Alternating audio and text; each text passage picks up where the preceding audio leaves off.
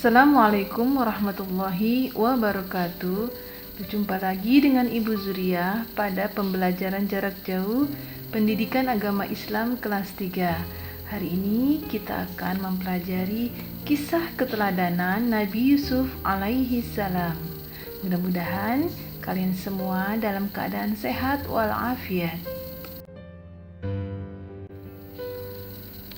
Anak-anakku, mari kita membaca surah Al-Fatihah sebelum kita mulai pembelajaran hari ini.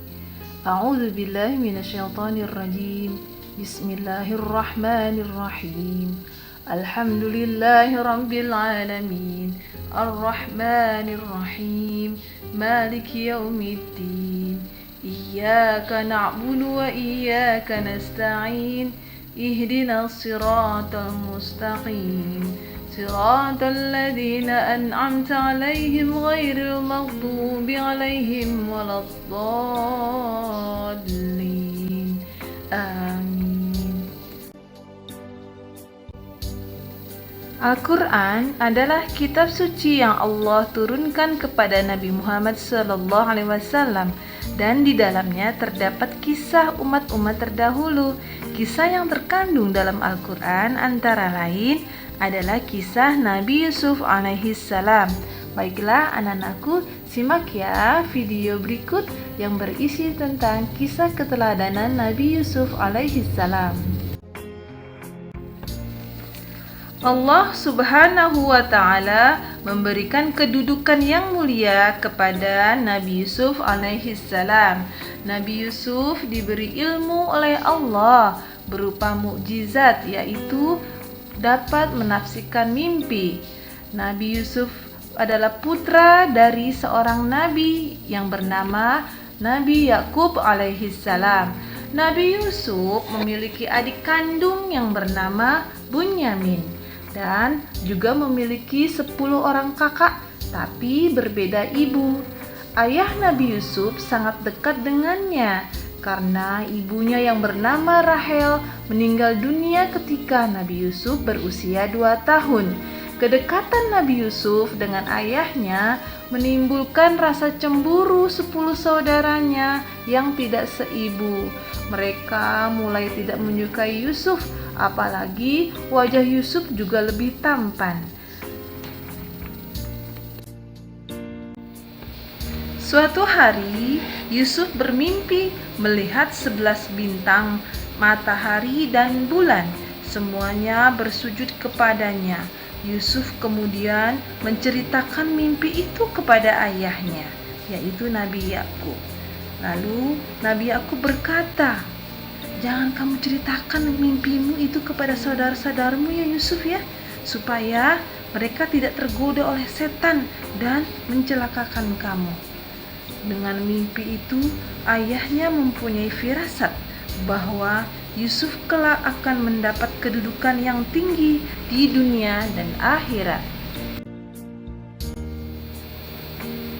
Kecemburuan saudara-saudara Nabi Yusuf yang akhirnya membawa mereka ingin membunuh Nabi Yusuf. Bagaimana kalau Yusuf kita bunuh saja? Jangan dibunuh. Bagaimana kalau Yusuf kita ceburkan ke dalam sumur yang ada di hutan sana?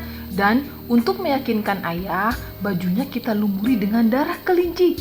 Lalu kita akan ceritakan kepada ayah bahwa Yusuf mati dimakan serigala.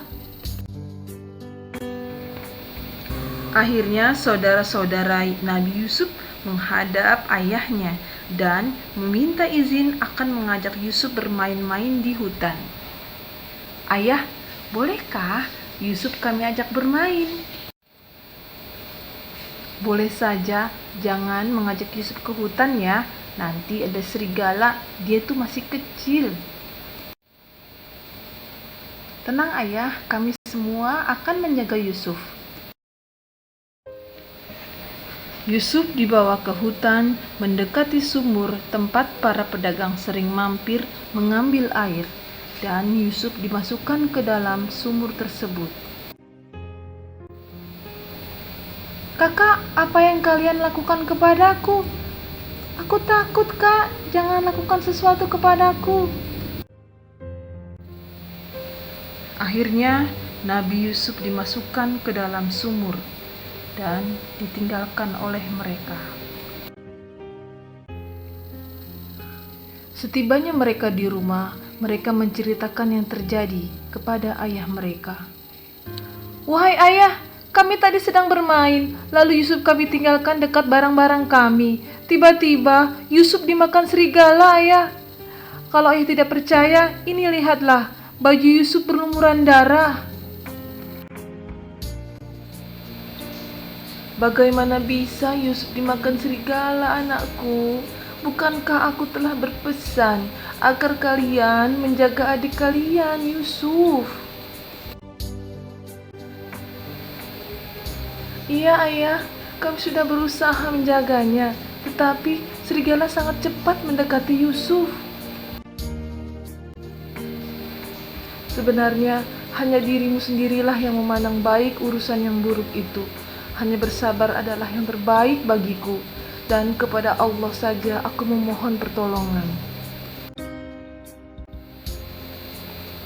Tidak lama kemudian, ada saudagar yang melewati sumur itu dan mampir untuk mengambil air. Ketika menurunkan timbanya, Nabi Yusuf berpegangan pada timba dan ikut ditarik ke atas. Saudagar itu pun terkejut bukan kepalang, mendapati anak kecil bergelantungan di timbanya. "Oh, ini ada seorang anak yang bisa kita bawa dan kita bisa jual sebagai barang dagangan." Nabi Yusuf dibawa ke pasar dan dijual oleh saudagar tersebut. Pembelinya adalah penguasa di negeri itu. Sang raja meminta kepada istrinya, Zulaiha, agar memperlakukan Yusuf dengan baik. Waktu berjalan terus, lambat laun Yusuf menjadi pemuda yang cerdas. Pada suatu hari, raja bermimpi melihat 7 ekor sapi betina yang gemuk dimakan oleh 7 ekor sapi betina yang kurus, 7 tangkai gandum yang hijau, dan 7 tangkai gandum lainnya yang kering. Raja segera mengumpulkan para penasihat untuk menjelaskan makna mimpinya, namun tak seorang pun yang bisa menjelaskan makna mimpi itu.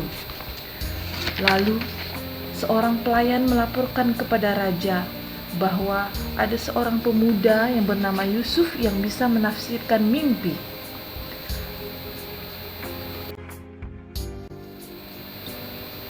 Akhirnya Nabi Yusuf menjelaskan kepada raja, "Raja, hendaklah kalian bercocok tanam 7 tahun berturut-turut, kemudian kalian panen. Hendaklah menyimpan makanan dengan cara membiarkan tangkainya kecuali sedikit untuk dimakan. Sebab setelah 7 tahun itu akan datang 7 tahun kemudian masa yang amat sulit. Pada masa sulit tersebut kalian akan menghabiskan simpanan makanan sebelumnya. Setelah itu akan datang tahun di mana manusia diberi hujan yang cukup." Raja tertegun dengan penjelasan Yusuf yang masuk akal. Kemudian raja mengangkat Yusuf sebagai pejabat negara urusan pangan. Lalu tibalah masa sulit sebagaimana mimpi yang ditafsirkan Yusuf. Orang mulai berburu bahan makanan dan berduyun-duyun datang ke gudang makanan yang disediakan kerajaan. Tanpa di antara mereka adalah saudara-saudara Yusuf. Yusuf mengenal mereka, sedangkan mereka tidak mengenali Yusuf. Mereka mengira Yusuf sudah lama meninggal dunia. Saat itu Yusuf mendekati mereka dan bertanya tentang asal-usul, daerah, dan keluarga mereka. Mereka menjelaskan semuanya. Yusuf pun bertanya, "Kenapa saudara kalian yang kecil yang bernama Bunyamin itu tidak ikut ke sini?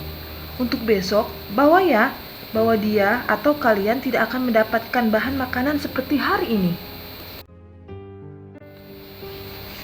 Ketika saudara-saudari Yusuf kembali ke rumah, diceritakanlah kepada ayah mereka tentang pertemuan dengan pejabat tinggi kerajaan yang meminta Bunyamin ikut dalam perjalanan yang akan datang. Tentu, sang ayah khawatir kejadian yang pernah menimpa Yusuf terulang kembali. Namun, karena persoalan makanan yang sangat penting, akhirnya Bunyamin diizinkan untuk ikut. Ayah mereka Nabi Yakub kini sudah tua dan kehilangan penglihatan karena sering bersedih dan menangis mengingat Nabi Yusuf. Para putra Nabi Yakub kini datang kembali ke kerajaan dengan membawa Bunyamin. Namun, Bunyamin ditahan oleh kerajaan dan saudaranya yang lain dipersilahkan pulang. Saudara-saudara Yusuf kemudian kembali kepada ayah mereka di Palestina tanpa Bunyamin. Mereka mengabarkan apa yang telah terjadi. Ayahnya bertambah sedih mendengar kejadian yang menimpa mereka.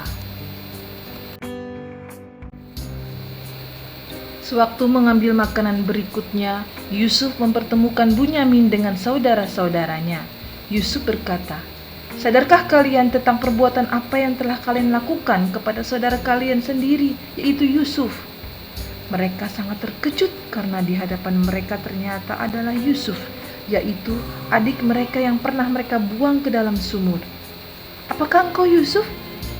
Lalu Nabi Yusuf menjawab, "Benar, aku Yusuf." Mereka mengakui kesalahan dan memohon maaf atas perbuatan mereka membuang Yusuf.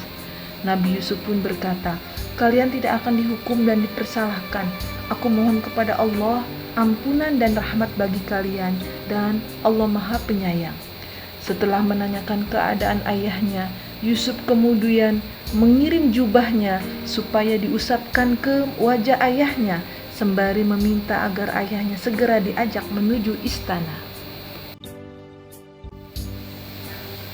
Ketika saudara-saudara Yusuf tiba di rumah, maka jubah Yusuf diusapkan ke wajah ayahnya, dan muncullah kegembiraan di hati ayahnya.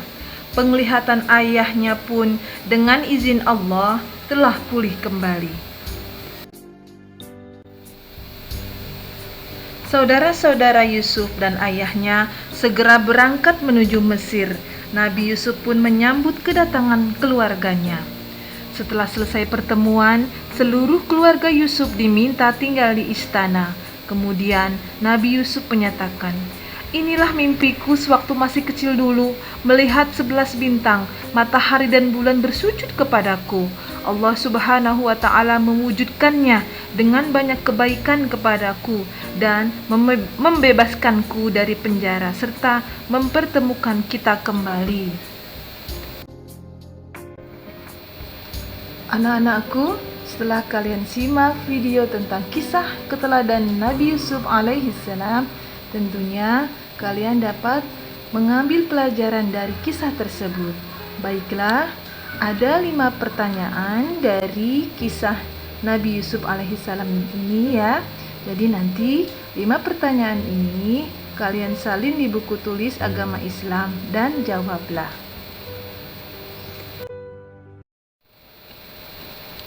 Sekian pembelajaran kita hari ini. Semoga Allah memberikan pemahaman pada kalian semua. Kita tutup dengan membaca doa kafaratul majlis.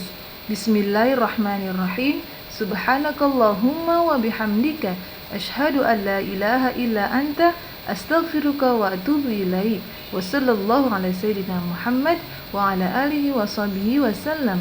Walhamdulillahirabbil alamin. Sampai berjumpa lagi. Assalamualaikum warahmatullahi wabarakatuh.